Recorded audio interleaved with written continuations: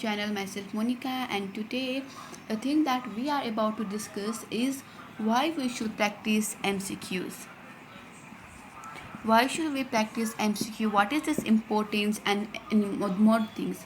So if you go to YouTube or any of the channels, you will find theory explanation more. Theory is important. Okay, you are studying theory from your books, you are studying theory because of your teachers, you are studying theory because of YouTube channel videos and many more sources. Okay, there are many resources to practice theory, to learn about it, to get the knowledge about it. But if you really apt, but is theory only the thing that you should be knowing? Okay, is theory is enough for you to understand everything and to be ready for any competitive exams? No, theory is not enough to be to solve any competitive exams. You must have to solve MCQs, because after, okay, theory obviously help you to get the concept, but the concept, how to implement this concept, is all about MCQ. The more you practice MCQ, the more you are solving MCQ, the more you are familiar with the past questions, okay, better your performance will be, more efficient your performance will be, and you will be more prepared for all kinds of competitive exams, not only competitive exams but also your internal exams and many more things. So in my channel I have been uploading the videos where I will be talking, where I will put finding out MCQs from different competitive exams, and according to the topic I have made MCQs, and I will be even describing them that why is this the correct answer. Not just I will be showing you MCQs and the right answer, not just talking about I'm not just saying you, oh my god, I think I'm not talking you about the MCQs, but I'm also describing them. Okay, describing them for the answers. In this way you will also solve the MCQ and you will also know the theory part. So you are getting two benefits from a from the practice of 10 or 15 MCQs. You will also know the theory and you will also be prepared for any other competitive exams. If you have not gone through USMLE question bank or NEET or for PG questions, okay, you will find them that they are, the question that has been asked are very basic and they are very conceptual. They ask for your concept, and also it is about the practice of the past questions and MCQs. Okay, practice about the past questions and MCQs. So here, what, okay, let's just for now you think, okay, there are, okay, I sometimes I give 10 questions, sometimes 15 questions, so you are practicing 10 questions every day. Okay, you are just practicing 10 questions every day. You look to my channel, you go there, you practice 10 MCQs, not just from my channel but from anywhere. You are practicing 10 MCQs for 365 days. You take 10 MCQs every day with proper explanations to those questions.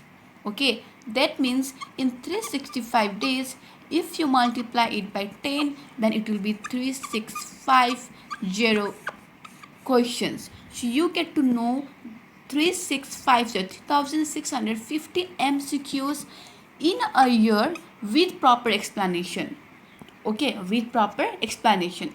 Now, if the same thing goes for 5 years, okay, same thing goes if you are learning 3650 questions for 5 years, okay, then the total amount of questions and MCQs that you have been solving in 5 years will be 18250. Okay, that is 18,250 in your 5 years span in MBBS life. So 10 questions every day and you will be solving 18,250 questions in the 5 year span of MBBS. And do you have doubt that these questions are not going to help you in any entrance examination, any standard examination? These are too much, okay? These are too much. 18,250 questions are not joke. They are they are a big thing. So it's very important and very crucial from now to start practicing for PG entrance or any other entrance examination. In we know, okay, everyone know that we study and then we forget. Okay, this cycle continues. So do you think that what you have studied in first year you're gonna remember it till the fifth year? No, there are many things you are gonna forget. But if you talk about MCQ and if you are practicing them, then sometimes what happens is, even if you are seeing the question, we tend to have that vibes that okay, this might be the right answer. So even if you practice MCQ for once or twice or thrice, you might forget the theory, but you will never forget the MCQs. They just we can remember it very clearly in our brain.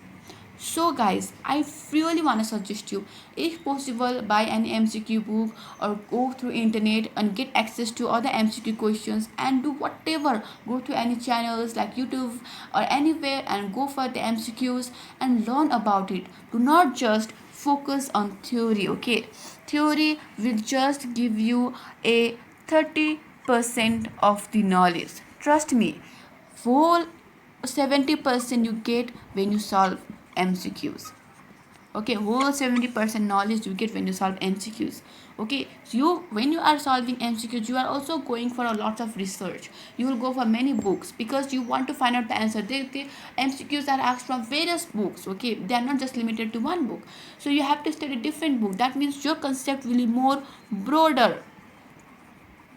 So I really suggest you, please to like, share and subscribe to my channel for these standard MCQs, to solve at least one MCQ to solve each day, so that you can have a nice base in your for your all kinds of exams, for your theory, practicals or whatever it is. You will have a nice base and you will never regret of subscribing a channel, and you will never regret, okay, about the fact that I just went for theory, I never practiced for any other examination, or I never went for any of the MCQs. So saying this much, I would like to end my video. I hope that you have understood it. Please, okay, just do not forget that, even okay, minimum if you are practicing 10 questions, okay, that is gonna give you 3600, okay, 50 questions per year that you will be learning, and this is too much for any student to practice. Any students, no one in your classmate will be practicing this much MCQs in a year. Trust me. So please focus on MCQs. Do like, share and subscribe to my channel. Thank you.